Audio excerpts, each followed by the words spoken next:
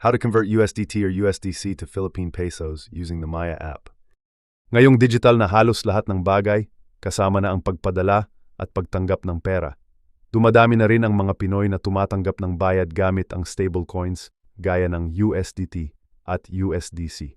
Lalo na kung freelancer ka, remote worker, o may kamag-anak na nagpapadala from abroad, malamang na-encounter mo na to.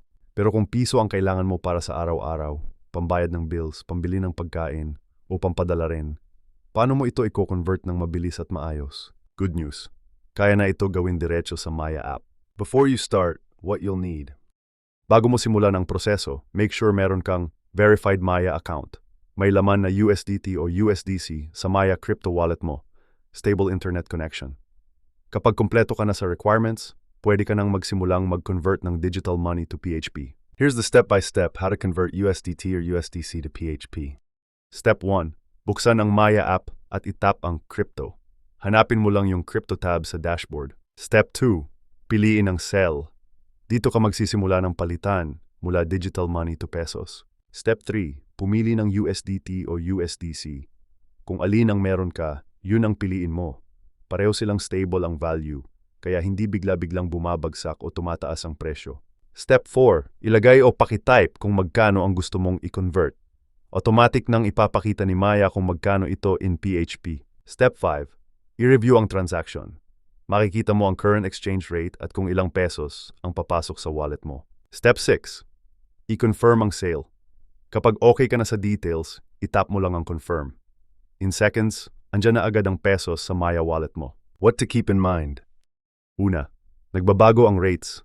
Depende ito sa market, kaya laging tingnan ang conversion rate bago ka mag-confirm.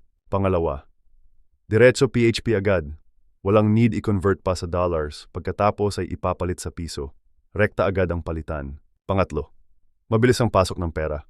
Usually under a minute lang nasa wallet mo na. Pangapat, may limit per day. Right now, hanggang 500,000 per day ang pwede mong i-convert. Panglima, KYC is required.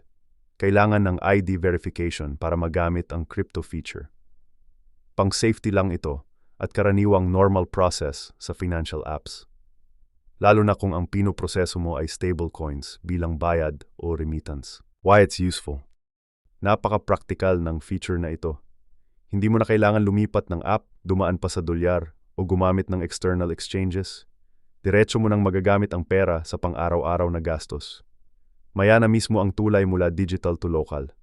Sa mga merong USDT o USDC na gustong magamit agad sa Pilipinas, simple lang ang solution, gamitin ang built-in feature ng Maya. Step by step lang ang proseso, at agad-agad mong makukuha ang pesos mo. Habang dumadami ang gumagamit ng digital money, mahalaga rin na alam natin kung paano ito gawing practical sa sariling bansa. Kaya kung ready ka na, subukan mo na sa Maya app mo ngayon.